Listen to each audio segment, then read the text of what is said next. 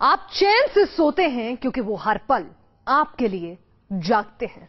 हम बात कर रहे हैं हिंदुस्तानी फौज की और उसके बहादुरों की, जो देश की अखंडता और रक्षा के लिए हर पल अपनी जान हथेली पर लिए तैनात रहते हैं। अपनी इस खास पेशकश में ऑपरेशन बारूद में हम आपके सामने लेकर आए हैं हिंदुस्तानी फौज के वर्तमान और भविष्य से जुड़ी कई अहम खबरें। हम आपको बताएंगे कि कैसे फौलाद का सीना लिए देश की रक्षा करने वाली सेना जूझ रही है इस वक्त हथियारों और असले की कमी से। 71 की लड़ाई से करगिल की शहादत तक भारतीय सेना का इतिहास शौर्य और बलिदान की कहानियों से पटा पड़ा है। जब जब देश के ऊपर किसी नापाक की निगाह उठी है तो इंडियन आर्मी दुश्मन और देश के बीच ढाल बनकर खड़ी रही है। लेकिन आज यही भारतीय सेना एक बुरे दौर से शौर्य और बलिदान की कहानियों से पटा पड़ा है। जब जब देश के ऊपर किसी नापाक की निगाह उठी है तो इंडियन आर्मी दुश्मन और देश के बीच ढाल बनकर खड़ी रही है। लेकिन आज यही भारतीय सेना एक बुरे दौर से गुजर रही है। भारतीय सेना में तकरीबन 20 लाख जवान हैं, जिनमें से तकरीबन 11 लाख एक्टिव ड्यूटी पर हैं। लेकिन इन जवानों को अब नए हथियारों और गोला बारूद की कमी है।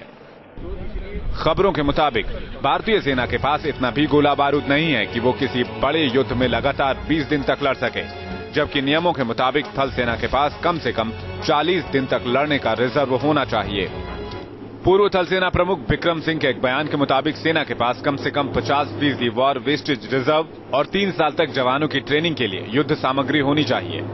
आप आर्म फोर्सेस की स्ट्रेंथ को नेशनल पॉलिसी मेकिंग में एक लिवरेजेस की तरह इस्तेमाल कर सकते हैं, जो कि पिछली सरकार नहीं कर पाई, ना उस पर इन्होंने कोई तवज्जो दी। मैं समझता हूं कि जिस प्रकार के नेशनल सिक्योरिटी एडवाइजर अब आए हैं और जिस प्रकार से प्रधानमंत्री ने ऑलरेडी सर्विस चीफ्स के साथ मुलाकात कर ली है, तो मुझे लगता है कि diplomacy, arm forces strength, service chiefs की प्रॉक्सिमिटी टू प्राइम मिनिस्टर बहुत अच्छी होगी। सबसे पहली बात यही है कि आर्म फोर्सेस को स्ट्रांग बनाने में, आर्म फोर्सेस को इस काबिल बनाने में कि वो नेशन के काम आ सके, ये सबसे पहला जरूरी स्टेप है। सेना के लिए सबसे ज्यादा मुश्किल इस वक्त आर्टिलरी यानी तोपखाने से जुड़ी है। सेना के पास बोफोर्स जैसी होवित्जर्स तो हैं, जिन्होंने करगिल में दुश्मन के छक्के छुड़ा दिए थे, लेकिन लंबे वक्त से बोफोर्स आधुनिकीकरण की मोहताज है। इतना ही नहीं, इन तोपों के लिए गोलों की कमी भी सेना के लिए चिंता का सबब बनी हुई है। पिछले 20 साल से आर्म फोर्सेस के इक्विपमेंट में बहुत डेफिशिएंसीज हो गई है। मैं समझता हूं कि जो एग्जिस्टिंग डेफिशिएंसीज हैं उनको सरकार पूरा करे और अपनी national objectives, national strategy, national perspective को मद्देनजर रखते हुए मॉडर्नाइजेशन पर ध्यान दे कि किस तरह से हमें स्ट्रैटेजी इवॉल्व करनी है। इस स्ट्रैटेजी को फुलफिल करने के लिए आर्मी, नेवी, एयरफोर्स के पास क्या मॉडर्नाइजेशन होनी चाहिए। इन सब चीज को प्रायोरिटाइज नहीं करेंगे तो फंड्स तो कम हैं। उन फंड्स में जो प्रायोरिटी के हिसाब से काम होगा, जो नेशनल ऑब्जेक्टिव है, जिस तरह से स्ट्रैटेजी डेवलप हो रही है, उस तरह से मॉडर्नाइजेशन होनी चाहिए। कुछ ऐसा ही हाल दूसरी फील्ड आर्टिलरी का भी है। हालांकि सेना तक पिनाका रॉकेट सिस्टम जैसी नई तकनीक पहुंच रही है, लेकिन यहां भी फिक्र इतनी है कि इन रॉकेट सिस्टम के साथ ही साथ उनके इस्तेमाल के लिए गोला बारूद भी चाहिए। Team news nation. और थल सेना की दिक्कतों का अंत यही नहीं हो रहा। आर्टिलरी के साथ ही साथ आर्मी की टैंक डिवीजन और एयर डिफेंस यूनिट्स भी गोले बारूद की कमी से जूझ रहे हैं। तोपों के साथ ही साथ टैंकों का आधुनिकीकरण भी सेना की मुश्किलों को बढ़ा रहा है। लंबे अरसे से आर्मी के टैंक्स को नए उपकरण से लैस करने की बात की जा रही है, लेकिन ये कोशिशें सिर्फ बातों और कागजों में सिमट कर रहती दिख रही है। आर्म फोर्सेस के इक्विपमेंट, चाहे आप आर्मी के इक्विपमेंट्स को ले लें, चाहे नेवी के, चाहे एयरफोर्स के, वो बहुत हाई टेक्निकल इक्विपमेंट्स होते हैं। उसमें बहुत R&D की जरूरत होती है और R&D में बहुत पैसा लगाना पड़ता है। DRDO ने पिछले कई एक सालों से कोई high and research and development नहीं की है। क्या रीजन है उसके, वो वही बताएंगे कि उनके पास साइंटिस्ट नहीं रहते। हालांकि हमारे साइंटिस्ट अमेरिका में जाके काम करते हैं और वहां अच्छे अच्छे प्रोजेक्ट करते हैं, लेकिन हमारे साइंटिस्ट भारत में काम नहीं कर पाते। उसकी वजह के विचार करना चाहिए। भारतीय सेना को नए नाइट विजन सिस्टम अभी तक नहीं मिले हैं। खबरों के मुताबिक सरकार thermal image control fire system और thermal image standalone system के बीच में अभी तक तय नहीं कर पाई है कि किसे खरीदना है। आपको बता दें कि पाकिस्तानी थल सेना की टैंक डिविजन्स में कुछ के पास नाइट विजन सिस्टम है। थल सेना की परेशानियों का सिलसिला यहीं खत्म नहीं होता। एयर डिफेंस के नाम पर सेना के पास L-60 और L-70 जैसे आर्टिलरी हैं, लेकिन ये काफी पुराने हो चुके हैं। वहीं सरफेस टू एयर मिसाइल और OSA AK जैसे सिस्टम भी नहीं हैं। लंबे वक्त से एक बहस फुट सोल्जर यानी एक सिपाही के हथियार और उपकरणों को विकसित करने पर भी चल रही है। भारतीय सेना के पास इंसास राइफल और LMG हैं, लेकिन ये बंदूकें नई तकनीकों से लैस नहीं हैं और एक सिपाही की फायर पावर पर असर डालता है। भारतीय सेना के जवान के लिए फ्यूचर इन्फेंट्री सोल्जर यानी फिंसास नाम का प्रोजेक्ट भी शुरू किया जाना था, लेकिन यह प्रोजेक्ट भी अधर में है। इतना ही नहीं, हमारी सेना के जवानों के पास आज तक आधुनिक इंडिविजुअल कॉम्बैट किट तक मयसर नहीं है। 1 जनवरी 2013 तक के आंकड़ों के मुताबिक भारतीय सेना तकरीबन 10,000 अफसरों की कमी से जूझ रही थी।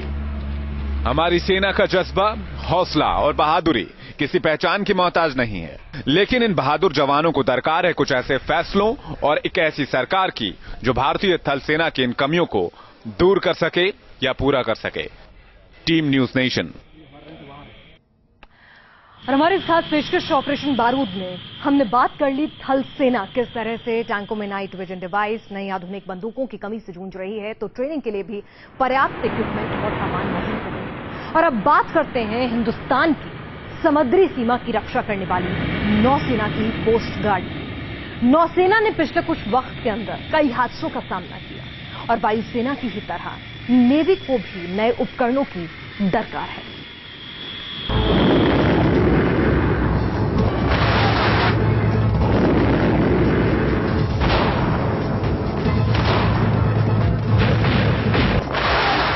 समंदर की निगहबान भारतीय नौसेना हर पल चौकन्नी रहती है।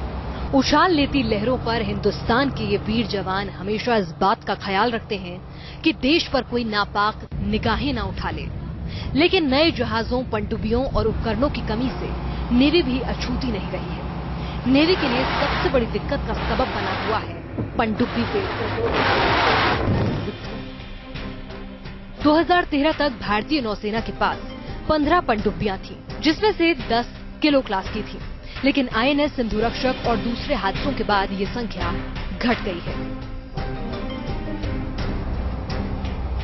परेशानी का सबब ये भी है कि इन पनडुब्बियों में से आधी से ज्यादा अपनी सेवाओं का 75% कार्यकाल पूरा कर चुकी हैं और यही वजह है कि नौसेना को नई और आधुनिक पनडुब्बियों की सख्त जरूरत है। एक जो बात जिसे हमें कंसर्न होना चाहिए, थोड़ा ध्यान देना चाहिए, वो है सबमरीन्स। हमारे पास कम से कम 40 सबमरीन्स होना चाहिए मेरे हिसाब से, मेरे ओपिनियन में, मगर हमारे पास 13 सबमरीन्स हैं जो कि सफिशिएंट नहीं है। और सबमरीन सबसे एक बढ़िया तरीका है, बढ़िया वेपन है जिसके साथ हम अपनी कोस्ट लाइन को डिफेंड कर सकते हैं। पनडुब्बियां न सिर्फ युद्ध के वक्त बल्कि समुद्री सीमा की गश्त के लिए भी अहम होती हैं। नौसेना के पूर्व अधिकारी भी मानते हैं कि अगर पनडुब्बियों की तादाद बढ़ा दी जाए तो नेवी की स्ट्राइक कैपेबिलिटी कई गुना बढ़ जाएगी। हम स्ट्रांग हैं, हम इतना कमजोर नहीं हैं, मगर फिर भी क्योंकि कोस्ट लाइन 7,500 किलोमीटर है और 1200 हमारे पास टापू हैं जिनको हमने प्रोटेक्ट करना है, जिनकी रक्षा करनी है, मेरे ख्याल में नेवी की तरफ गवर्नमेंट ऑफ इंडिया को और ज्यादा ध्यान देना चाहिए। नेवी की ताकत बढ़ाने के लिए स्कॉर्पियन पनडुब्बियां खरीदने का मन बनाया गया था। इस पर काफी काम भी हुआ। स्कॉर्पियन की जांच भी करा दी गई, लेकिन अभी तक ये डील पूरी नहीं हो पाई है। पनडुब्बियों के साथ ही नौसेना को फ्रिगेट और डिस्ट्रॉयर कैटेगरी के जहाजों की भी दरकार है। पड़ोसी देश पाकिस्तान और चीन की समंदर में लगातार बढ़ती ताकत को देखकर ये जरूरत बहुत जल्द पूरी होनी चाहिए। अगर हम रियली इसको ब्लू वाटर नेवी बनाना चाहते हैं, इंटरनेशनली रिकॉग्नाइज्ड सी पावर बनाना चाहते, तो हमें इसके ऊपर हमारी जो नई गवर्नमेंट है इसको बहुत ही ध्यान देना पड़ेगा। भारत का एक बड़ा हिस्सा समंदर से घिरा हुआ है। ऐसे में एक मजबूत नौसेना देश की बड़ी जरूरत है। अगर नौसेना की धार को और तेज करना है तो जरूरत है कि नौसेना को जल्द से जल्द नए जहाजों, पनडुब्बियों और उपकरणों से लैस किया जाए। Team news nation. आपने देखा कि थल सेना हो या नौसेना हो, सब उपकरणों की कमी से जूझ रहे हैं, हथियारों के आधुनिकीकरण की कमी से जूझ रहे हैं। कमोबेश यही हालत वायुसेना की भी है। थल सेना की तरह वायुसेना भी आधुनिकीकरण का लंबे अरसे से इंतजार कर रही है। मिराज की उम्र खत्म हो रही है, मिग हादसों का शिकार भी बनना है। ऐसे में आसमान पर ताकत साबित करना वायुसेना के लिए इस वक्त आसान नहीं रहा है। आसमान को छू लो शान के साथ, ये है भारतीय वायुसेना का लक्ष्य। जमीन से हजारों फीट ऊपर उड़ते एयरफोर्स के ये जांबाज हैं हमारे आसमान के निगहबान। लेकिन पिछले कुछ सालों में वायुसेना को आधुनिक विमानों और पुराने विमानों को विकसित करने में जूझना पड़ रहा है। पूर्व रक्षा मंत्री ए के एंटनी के कार्यकाल के दौरान लगाए गए एक अनुमान के मुताबिक अगर 2 मोर्चों पर युद्ध लड़ने की नौबत आ जाए तो एयरफोर्स को तकरीबन 50 स्क्वाड्रन की जरूरत है। लेकिन वायुसेना के पास लड़ाकू विमानों की सिर्फ 34 स्क्वाड्रन हैं। इसमें से 2 स्क्वाड्रन मिग-21 और मिग-27 की हैं, जो 2018 तक सेवा में नहीं रहेंगे। लड़ाकू विमानों की संख्या इतने दशकों से 40 स्क्वाड्रन रही है। सैंक्शन 45 स्क्वाड्रन है, जो सैंक्शन स्ट्रेंथ है। आज वो गिरी है 34 और वो गिरती जाएगी और नए विमान आ भी रहे। यानी अगर युद्ध जैसे हालात आ जाएं, तो हमारी वायुसेना के पास सिर्फ सुखोई 30 ही एक ऐसा विमान होगा जो तेजी से दुश्मन को जवाब देने के काबिल होगा। हालांकि एयरफोर्स के लिए फ्रांस से राफेल लड़ाकू विमान लेने की बातचीत चल रही है, लेकिन इस बातचीत को एक लंबा अरसा हो चुका है और अभी तक ये डील किसी ठोस नतीजे पर नहीं पहुंची है। अनुमानों के मुताबिक अगर 2015 में राफेल लड़ाकू विमानों की डील पूरी भी हो गई, तब भी 2018 से पहले राफेल लड़ाकू विमान भारतीय वायुसेना में शामिल नहीं हो पाएंगे। पूर्व एयरफोर्स चीफ एन.ए.के. ब्राउन ने भी जताया था कि अगर 2017 तक वायुसेना की लड़ाकू विमानों की जरूरत पूरी नहीं होगी तो इससे वायुसेना की लड़ने की क्षमता पर असर पड़ेगा। और जानकार भी इस आकलन से इत्तेफाक रखते हैं।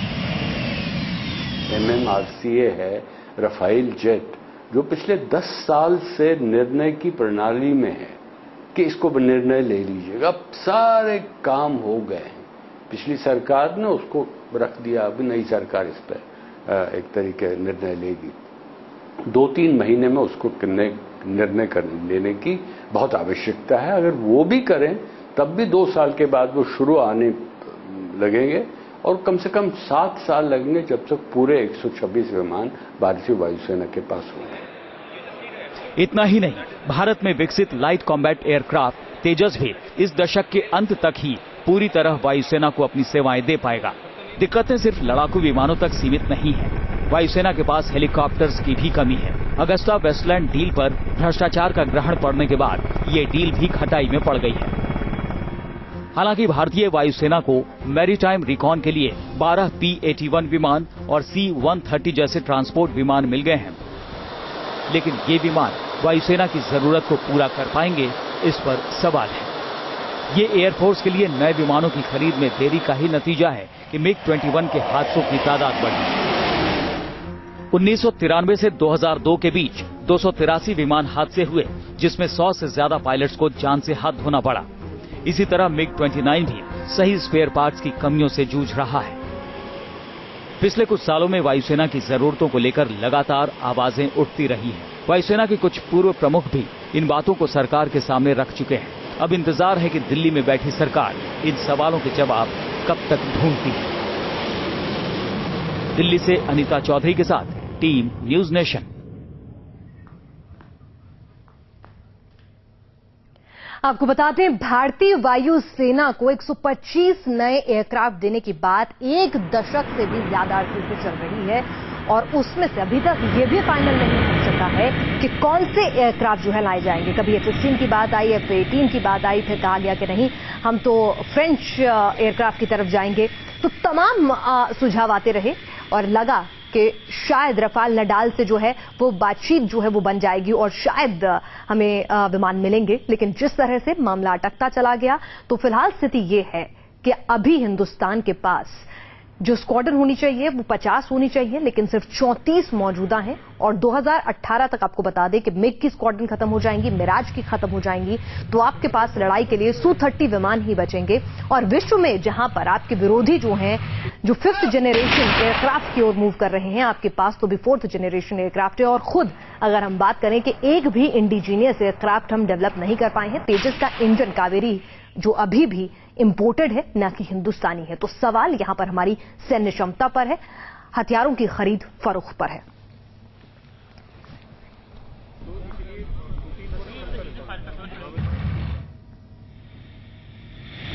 चलिए फिलहाल रुक रहे हैं एक छोटे से ब्रेक के लिए, देखते हैं न्यूज अपडेट। प्रायोजक DHFL होम लोन्स, आओ इंडिया घर बनाएं।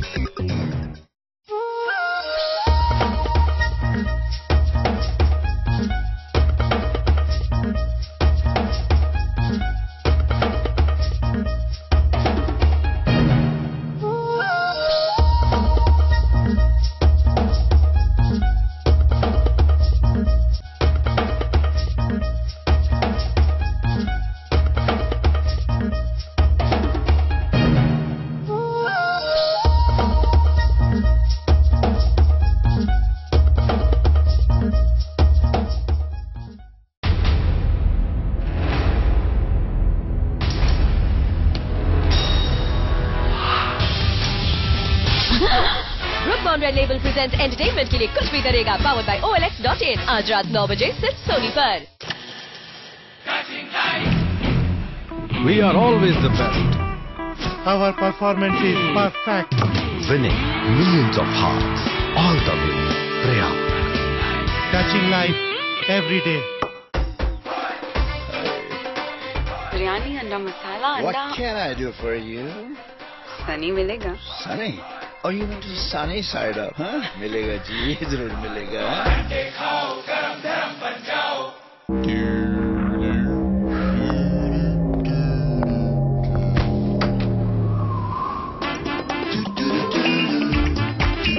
Kenstar on, Garmi gone. Kenstar, the way the world lives. छोटी बड़ी हर खुशी मनाएंगे संग संग। धूप या छाँव, हर मौसम रहेंगे संग संग। जिंदगी के सफर में हर मोड़ से गुजरेंगे संग संग, चाहे तुम आगे चलो या मैं। सिर्फ आपके लिए बनी शानदार फीचर्स के साथ नई TVS Wigo। क्योंकि ना मेरा ना तुम्हारा, ये वक्त हमारा है।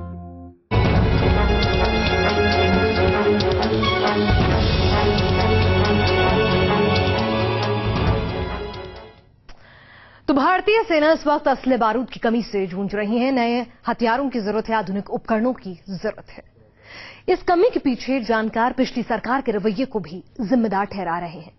यूपीए सरकार के दौरान तीनों सेनाओं के लिए की गई कई डील आज तक अधर में लटकी हुई हैं। एयरफोर्स से लेकर नौसेना और थल सेना तक यूपीए सरकार के पिछले 10 साल के कार्यकाल में तीनों ही सेनाओं को अपनी जरूरतें पूरी होने का इंतजार करना पड़ा। यूपीए सरकार के दौरान 1,20,000 करोड़ रुपए के कम से कम 3 ऐसे रक्षा सौदे लटक गए जिनकी सेनाओं को सख्त जरूरत थी। और इन सौदों के अधर में लटकने के पीछे वजह बताई गई पारदर्शिता की कमी। सबसे पहले बात करते हैं डसॉल्ट एविएशन से हुए करार की। सरकार ने डसॉल्ट से 126 मीडियम मल्टी रोल एयरक्राफ्ट की डील शुरू की थी, लेकिन रक्षा मंत्रालय ने इस सौदे में ऑफसेट प्रपोजल की दलील दी और ये सौदा वक्त से पीछे चला गया। यूपीए के दूसरे कार्यकाल के दौरान ये डील तकरीबन पूरी हो गई, लेकिन तब सरकार के पास कंपनी को देने के लिए पूरा पैसा नहीं था। इसी तरह रूस से 197 लाइट यूटिलिटी हेलीकॉप्टर खरीदने की डील भी कागजों में अटक गई। जानकारों का कहना है कि पूर्व रक्षा मंत्री ए.के. एंटनी के कार्यकाल के दौरान सरकार ने हर डील पर जरूरत से ज्यादा फूंक कर कदम रखा, जिसके चलते सेनाओं की जरूरतें पीछे रह गई। इतना ही नहीं, रक्षा मामलों के जानकारों का ये भी कहना है कि एंटनी के कार्यकाल में सेना की जरूरतों को सही वक्त पर समझा नहीं गया। लाल फीताशाही और अधिकारियों का लचर रवैया भी इन जरूरतों के रास्ते में रोड़ा बना। एंटनी ने भले ही रक्षा सौदों में भ्रष्टाचार पर नकेल कसने के मकसद से हर डील को जांचा परखा और जरूरत पड़ने पर रोका भी, लेकिन एक हकीकत ये भी है कि इस दौरान भारतीय सेना को हथियारों और उपकरणों की कमी से भी दो हाथ करने पड़े। Team news nation. यूपीए सरकार का दौर गुजर चुका है, अब बारी मोदी सरकार की है। मोदी सरकार के सामने तमाम वादों को पूरा करने की चुनौती है और इन सब में सबसे बड़ी चुनौती आती है सेनाओं की जरूरतों को समय से पूरा करना। दूसरा, इन हथियारों उपकरणों के लिए बजट जुटाना। प्रधानमंत्री नरेंद्र मोदी चाहते हैं कि वो देश के रक्षा बजट को तकरीबन 25% बढ़ा दें, लेकिन मोदी के सामने सबसे बड़ी चुनौती यह है कि इस बजट को बढ़ाने के लिए सरकार पैसा कहां से जुटाएगी। वर्तमान रक्षा बजट का एक बड़ा हिस्सा ऑपरेशन हेड में जाता है। ऐसे में मोदी नई डील्स को अंजाम कैसे देंगे, ये एक बड़ा सवाल है। आने वाले दिनों में मोदी के संभावित कार्यक्रमों में सेनाओं से जुड़े कुछ कार्यक्रम भी शामिल हैं। बहुत मुमकिन है कि मोदी INS विक्रमादित्य पर जाएं। सूत्रों के हवाले से जो खबर मिल रही है कि वो दौलत बेग ओल्डी पर भी जा सकते हैं। तो मोदी एक्शन में है और मोदी जिस तरह से लगातार हमने उनके भाषणों में भी सुना कि वो सीमा पार से आतंकवाद का मुद्दा हो, सेनाओं के उपकरणों की कमी का मुद्दा हो, तमाम मुद्दों को लेकर उन्होंने अपने कैंपेन के दौरान भी बढ़ चढ़कर बातें कही हैं। तो ऐसे में उम्मीदें यहां पर जिस तरह की छवि मोदी ने अभी तक बनाई है उसमें ढेरों हैं कि मोदी क्या करेंगे सेना के लिए।